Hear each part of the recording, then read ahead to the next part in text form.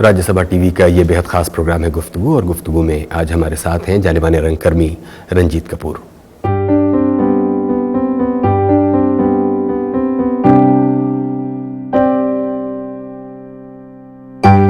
रंजीत कपूर हिंदी रंगमंच के सबसे लोकप्रिय नामों में से एक हैं। हिंदी प्रोसीनियम थिएटर को आम लोगों के करीब ले जाने में उनका बहुत बड़ा योगदान है।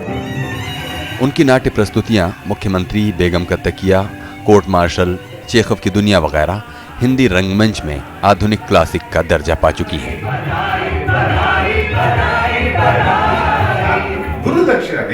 अपने नाटक जनपद किस में अक्सर वो प्रयोग करते रहते हैं। सब हरी की लीला है मास्टर, लेकिन तुहार जिगरा भी है।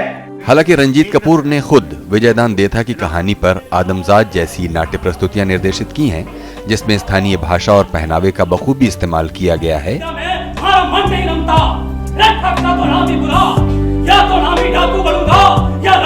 लेकिन उन्हें किसी शैली में बंधना पसंद नहीं है।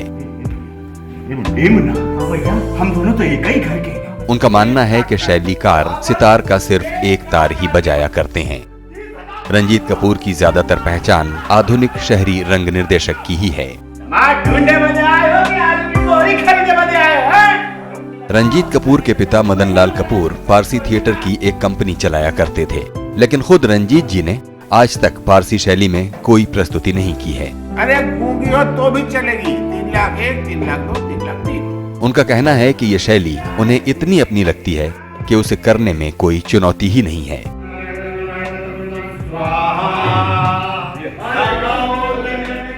बहुत बहुत स्वागत है रंजीत जी प्रोग्राम में। धन्यवाद।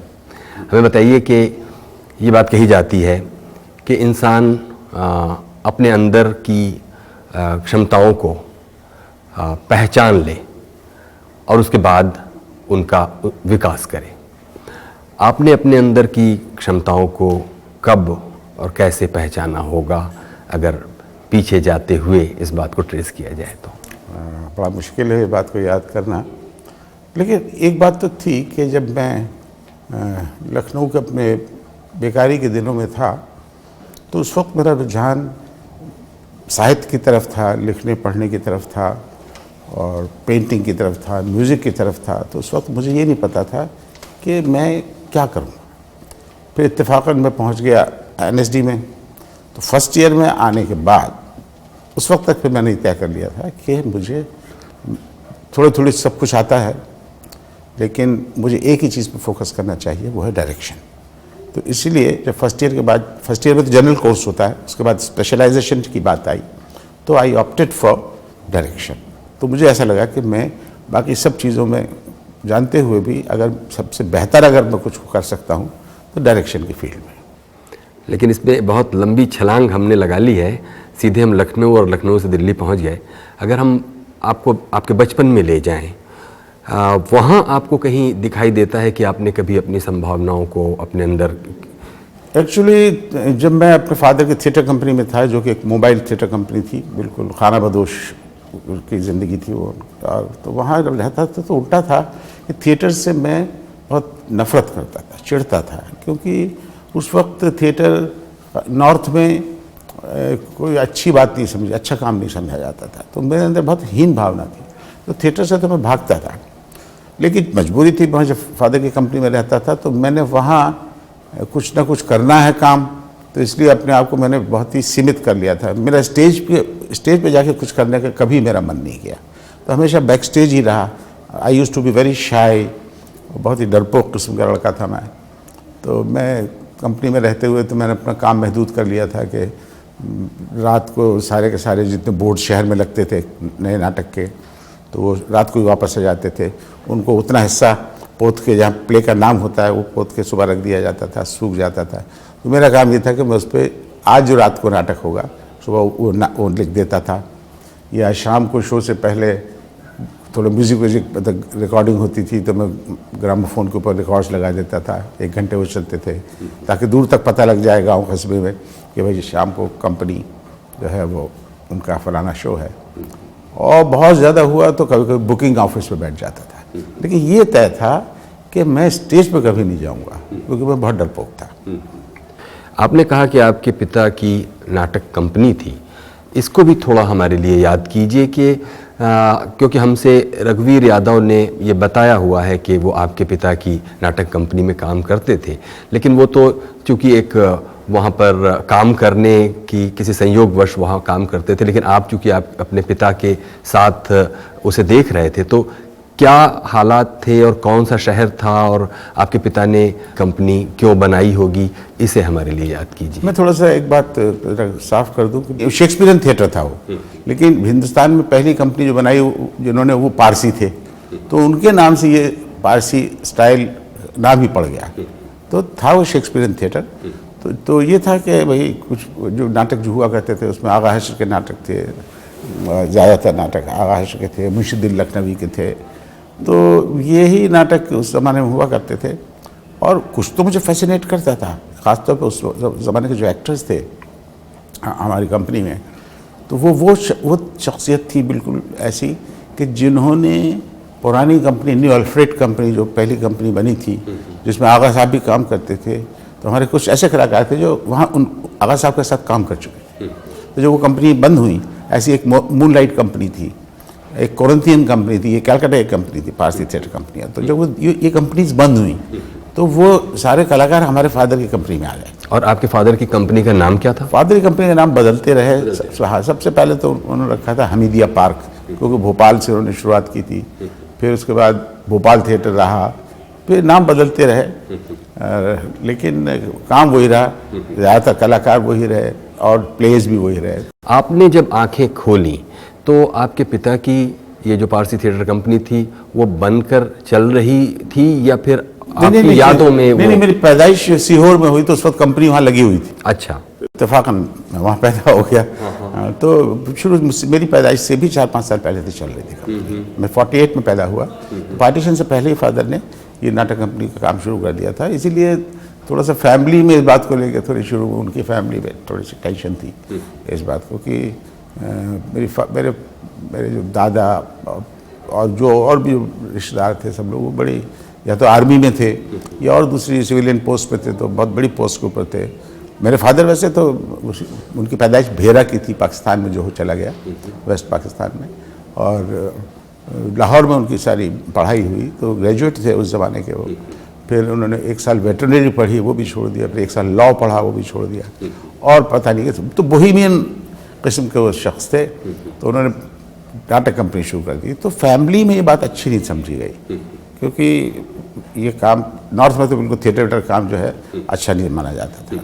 रंजीत जी, आपने कहा कि आपके पिता की जो पारसी थिएटर कंपनी थी उसमें बेशक आपने एक्टिंग नहीं की, लेकिन छोटे मोटे काम तो आप करते ही रहे। हमारे लिए याद कीजिए कि जो यादों में जो सबसे ज़्यादा बसी रह गई कोई हलचल है जब आपने अपने पिता की थिएटर कंपनी को काम करते हुए देखा, तो कैसा माहौल था? उस वक्त बहुत बड़ा स्टाफ होता था और उस वक्त मैं बहुत ही छोटा था, लेकिन मुझे बहुत हज़ारों यादें हैं इरफान साहब।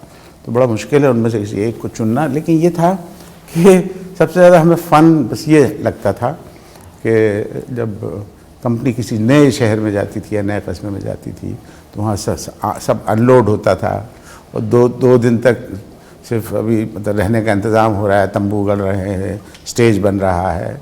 वो कुछ ऐसा ये वक्फा जो होता था बड़ा मज़ेदार होता था, क्योंकि काम कुछ नहीं है और शाम को बैठ के सिर्फ गप्पे हैं या कहानियाँ सुन रहे हैं हम। तो अब फादर के लिए तो ये होता था जल्दी काम शुरू हो। इवन जब काम शुरू भी हो जाता था तो कई मरतबा बारिशों के जैसे दिन हैं और बादल घिराए हैं, तो उनको ये फिक्र लग जाती थी कि भाई ऐसा ना हो बारिश हो जाए तो शो कैंसिल करना पड़े।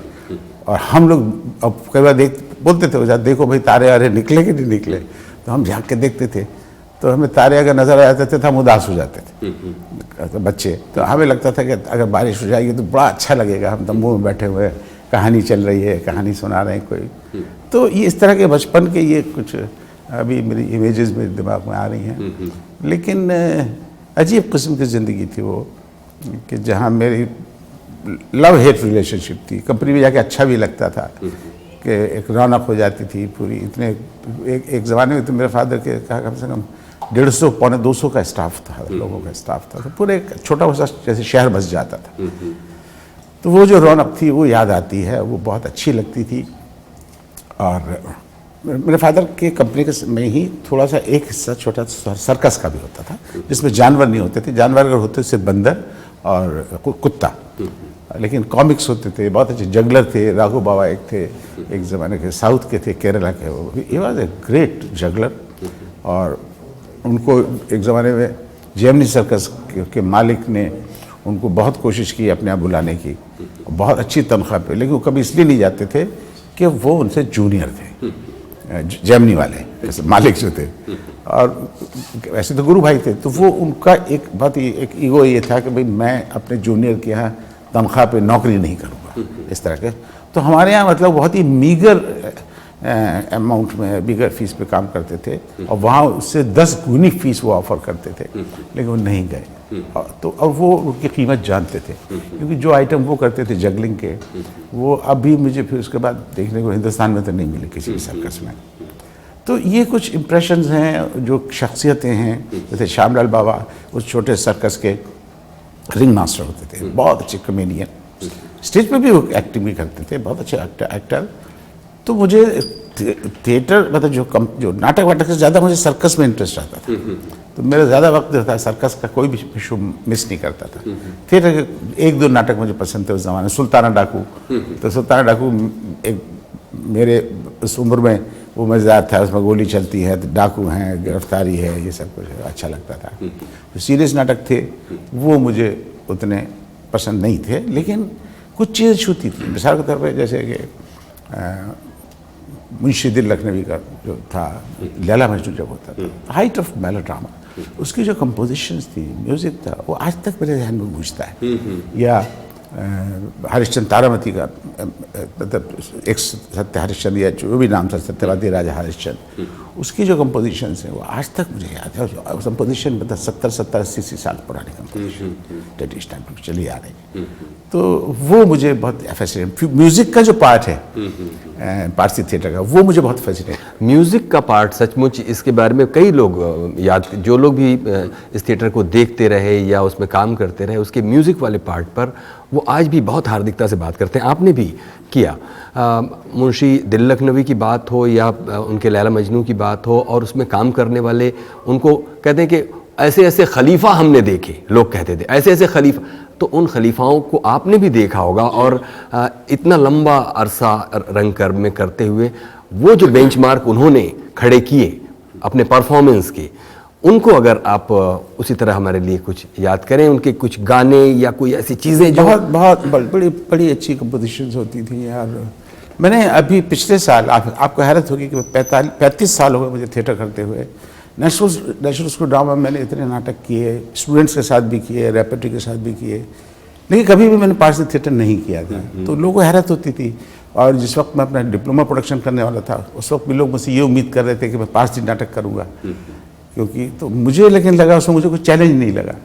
मैं चाहता था कि आज का मॉडर्न थिएटर, जो जदीद थिएटर है, वो मैं करके दिखाऊं। तो इसीलिए मैंने अपने डिप्लोमा प्रोडक्शन के लिए मैंने एक जर्मन क्लासिक प्ले को चुना, वाइजेक को, वो मैंने किया। तो लेकिन अभी पिछले साल के बिफोर लास्ट ईयर पहली मरतबा मैंने सीन वर्क किया पारसी थिएटर में। तो अभी जो कुछ मैंने किया, तो उसमें मैंने 3 नाटकों का किया। एक तो इनके राइटर का नाम ही मुझे मतलब नहीं मिला कहीं भी, एक मिला नाम उसमें विकिपीडिया पे मुझे, दिल्ली दरबार के जो प्ले राइट थे उनका। फिर दूसरा मैंने किया आगा हज साहब के प्ले का ही किया, एक हिस्सा छोटा सा, और फिर मुंशी दिल लखनवी का, क्योंकि music used to be very integral part of Parsi theatre. और उसमें जो कंपोजिशंस होती थी, उसमें जो ख़ास बात ये होती थी कि उनको ये पता था, जो डायरेक्टर थे या कंपोज़र थे, सब कुछ, कि नाटक रात को 9 बजे शुरू होता है, और ये सीन पता लगा कि ये आएगा रात को 12 बजे, ये सीन आएगा। तो उस सीन में अगर कोई उनको कंपोज करना है, तो उसमें ऐसे राग का चुनाव करते थे उस वक्त का राग, तो उस राग को वो क्या कहते हैं, इंतखाब किया करते थे, उसमें कंपोजिशन होती थी। तो बहुत ही एक लॉजिकल, बहुत ही साइंटिफिक उनकी अप्रोच होती थी म्यूज़िक को लेकर। तो बहुत खूबसूरत बंदिशें थी। और आप चाहेंगे मैं गा के सुनाऊं? हाँ, मैं चाहूँगा कि एक नमूना, क्योंकि आपने कहा कि याद रह जाती है। तो जरूर कुछ याद, मतलब आप बेशक नहीं, सुनने नहीं, वाला मुझे है। बहुत सारी मुझे धुनें याद जी, हैं। जी। तो यह है कि गाना मुझसे इतना फिर होता भी नहीं है एक कोशिश रहे। हाँ। जैसे मैं लैला मजनू की ही मैं एक छोटी सी चीज सुनाता हूँ।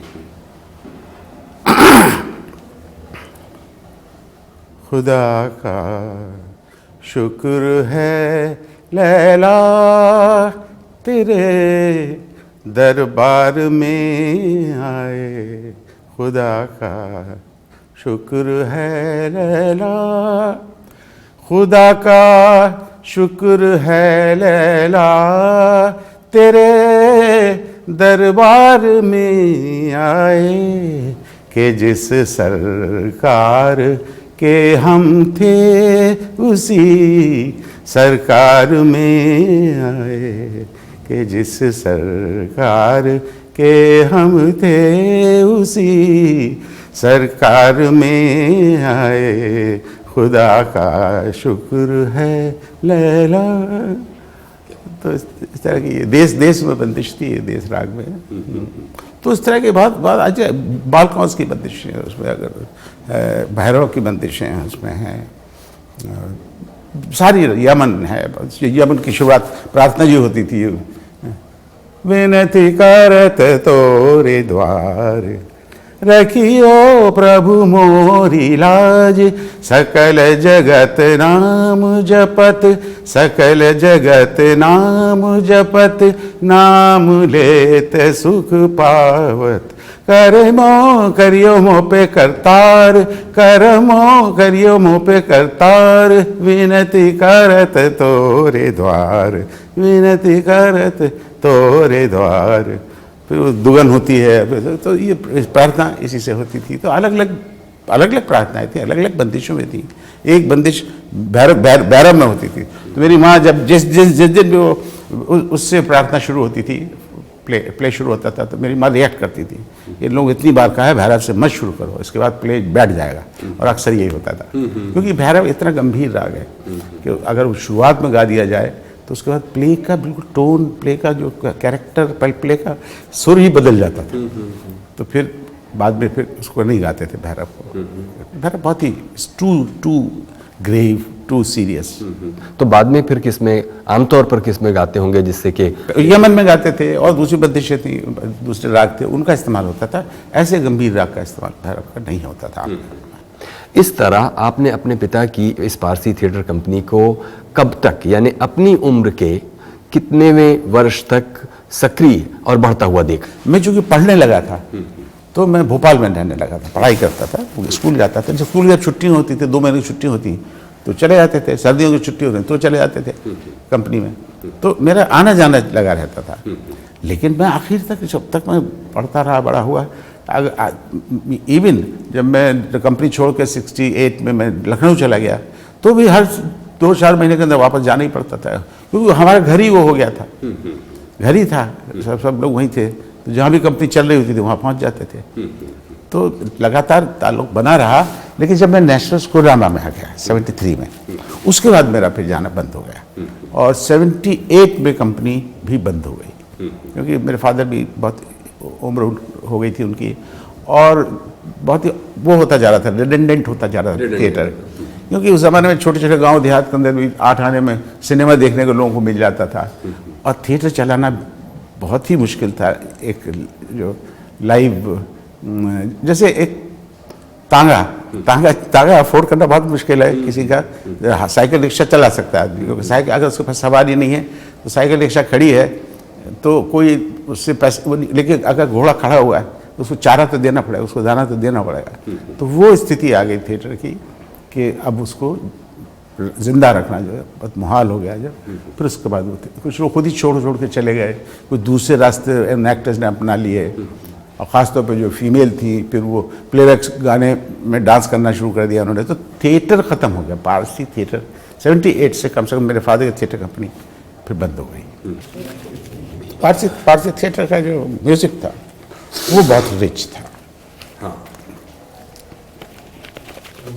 तो डायलॉग तो नहीं याद रहे, इक्का दुक्का याद रहे, लेकिन म्यूज़िक मुझे याद रहा उसका, क्योंकि शुरू से ही मेरा रुझान म्यूज़िक की तरफ था। मेरी मदर बहुत अच्छा गाती थी, बाकायदा उन्होंने तालीम हासिल की थी, किराने घराने की शागिर्द थी वो। तो राग रागनियों में वो थी, जानकार थी। और जब मैं बच्चा भी था, बच्चा था, तो सुबह अगर वो सुबह उठती थी, बहुत अर्ली मॉर्निंग उठ जाती थी, तो अगर वो झाड़ू भी लगा रही है या कुछ काम कर रही है तो कोई ना कोई राग जो है वो गुनगुनाती रहती थी। तो वो बचपन में नींद खुलने से भी पहले से वो जो है सुनता रहता था म्यूजिक। आपने कहा कि कंपनी तो अपनी रफ्तार से चल रही थी और इस बीच आप पढ़ने के लिए भोपाल आ गए। क्या पढ़ाई कर रहे होंगे आप भोपाल में? मैंने वहाँ से मतलब 9th क्लास तक मैं वहीं पढ़ा भोपाल में। पहले सईद स्कूल में था 8वीं तक, तो वो 8वीं तक ही था वो स्कूल। फिर हमीदिया में लिया, हमीदिया में मैं 1 साल एग्ज़ाम नहीं दे पाया, फिर जहांगीरिया में चला गया। तो मेरी पढ़ाई बड़ी रुक के हुई। फिर मैंने 9th जहांगीरिया से पास किया। उसके बाद भी एकदम बहुत ही छोटा गांव मध्य प्रदेश का एक था, झांसी और शिवपुरी के बीच में, उसका नाम था करेरा। बिजली भी नहीं थी वहाँ। 10th वहाँ से पास किया और फिर आया मैं शिवपुरी, हायर सेकेंडरी वहाँ से किया। कॉलेज में एडमिशन लिया वहीं शिवपुरी में। 1 साल पहले बीएससी में किया, क्योंकि मैं डिस्टिंक्शन आया था मेरा हायर सेकेंडरी के अंदर। मैं हमेशा से फर्स्ट क्लास में पास हुआ हूँ, फर्स्ट डिवीज़न पास हुआ हूँ। तो मैं बोर्ड के एग्ज़ाम में मेरा डिस्टिंक्शन था। लेकिन क्या हुआ, उस वक्त रुझान हो गया, वो तो पहले से था लेकिन उससे और ज़बरदस्त हो गया 1965 ऑनवर्ड्स। उर्दू शायरी से, हिंदी शायरी से लिखने की। तो फिर मेरे पास बीएससी था, बायोलॉजी थी, उसी में मेरी डिस्टिंक्शन भी था। तो लेकिन वो जो डाइसेक्शन करना पड़ता था, मेंढक का मारना, वो मुझसे नहीं होता था। तो फिर मैंने छोड़ दिया मैं बीएससी। फिर मैं फैकल्टी चेंज करके बीए में आ गया। वहाँ भी कुछ ऐसा हुआ कि मैं एग्ज़ाम नहीं दे पाया। तो अगर आप पूछें एकेडमिकली तो मैं सिर्फ हायर सेकेंडरी पास हूँ।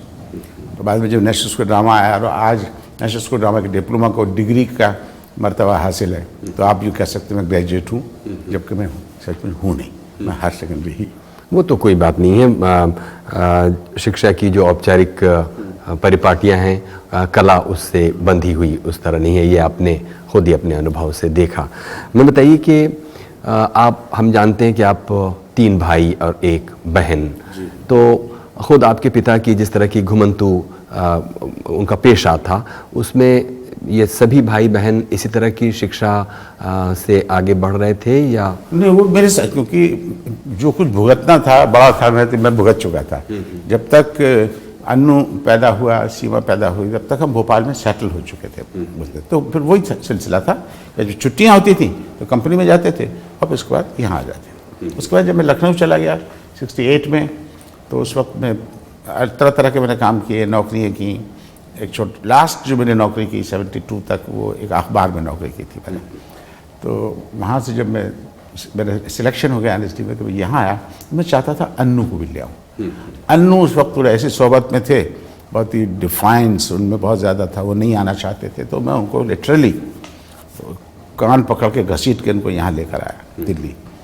और दिल्ली में आके फिर जब उन्होंने थिएटर देखा सब कुछ, तब उनका वो बदला इरादा, और फिर उनको लगा कि मुझे एनएसडी में आना चाहिए। फिर उन्होंने एनएसडी में अप्लाई भी किया, उससे सिलेक्शन भी हो गया। लेकिन उस वक्त तक वो हायर सेकेंडरी पास नहीं था। तब भी एनएसडी के एडमिशन के लिए ग्रेजुएशन ही प्रेफर करते थे। लेकिन मेरे केस में भी, रन्नू केस में भी, इसलिए कि थिएटर की इतनी अच्छी बैकग्राउंड है, तो उसमें छूट थी, काफ़ी रियायत थी। लेकिन चूंकि वो हायर सेकेंडरी भी नहीं था, तो मिस्टर अलकाजी हमारे जो डायरेक्टर थे उस वक्त, उन्होंने ये कहा अन्नू से कि तुम्हारी ये सीट यहीं है, तुम जाओ हायर सेकेंडरी करके आओ और हम इसको रिजर्व रखेंगे तुम्हारे लिए। तो वो गया और बहुत जल्दी हायर सेकेंडरी करके नेक्स्ट ईयर आकर उसने ज्वाइन कर लिया। फिर उस वक्त तक मैंने अलकाजी साहब को बताया नहीं, बल्कि मुझे मिले रास्ते में और उन्होंने मुझसे पूछा कि अन्नू आपका भाई है? मैंने कहा जी हाँ। तो कह रहे आपने उसके बारे में बताया क्यों नहीं फिर? मैंने कहा सर मुझे ज़रूरत महसूस नहीं हुई, मैं चाहता था वो अपने मेरिट से आए। तो बहुत खुश थे वो, और मैं कॉन्फिडेंट था क्योंकि अन्नू बहुत ही ज़हीन था, बच्चा था, लेकिन जो उसको ट्रेडिशन उसके पास मिली हुई थी, उसके पास थी, वो उसकी धरोहर थी। मुझे मालूम था कि इसके बल पे वो उसका सिलेक्शन हो जाएगा। तो इस तरह से अन्नू भी आ गया एनएसडी के अंदर। चाहता था मैं सीमा भी आए, लेकिन सीमा थोड़े से अलग ही टेम्परामेंट की थी। तो खैर वो अलीगढ़ में पढ़ती नहीं हो, और वो भी बहुत अच्छी पोएट है, उसके अंदर बहुत अच्छी राइटर है, बहुत अच्छी डायरेक्टर है, उसने बहुत अच्छी फिल्म भी बनाई। तो वो भी मेरे बहुत क्लोज है। जो सबसे छोटा भाई है, फिर मैं सोचता था वो आ जाए एनएसडी के अंदर, तो वो भी है, वो पोएट है, वो भी बहुत अच्छा लिखता भी, बहुत अच्छा लिखता है। लेकिन उसकी ज़िंदगी कुछ अलग ही मोड़ ले लिया। तो झालावाड़ में मेरी मदर के साथ ही रहना, मेरी मदर वहाँ अकेली थी और एक स्कूल में उर्दू पढ़ाती थी, तो फिर वहीं से रिटायर हुई वो। तो वो आखिरी दिनों में वहीं बस गई झालावाड़ में। हाँ, तो छोटा भाई जो था फिर वो उन्हीं के साथ वहीं रह गया। रंजीत जी, बातचीत ये जो अभी यहाँ तक पहुँची है ज़िंदगी के एक हिस्से तक, ख़ास तौर पर हम बीच बीच में जंप करके एनएसडी आते रहे हैं, लेकिन अभी इस बातचीत को हम यहाँ पर रोकेंगे। बातचीत के अगले हिस्से में आपके लखनऊ से एनएसडी पहुँचने और उसके बाद अब तक के सफ़र पर हम लोग बातें करें। गुफ्तगू में फ़िलहाल इतना ही। प्रोग्राम का जो अगला हिस्सा है वो आप अगले हफ्ते देख सकते हैं, और कुछ कहना चाहते हो प्रोग्राम के बारे में तो हमें लिखिए feedback.rstv@gmail.com पर। जीवन के जिस विश्वविद्यालय में तुम हो, उससे बड़ी पढ़ाई कहीं और कहीं नहीं। और तुम्हें अपने आप को हीन समझते हो, तुम हायर सेकेंडरी पास हो, निराला तो मिडिल पास थे।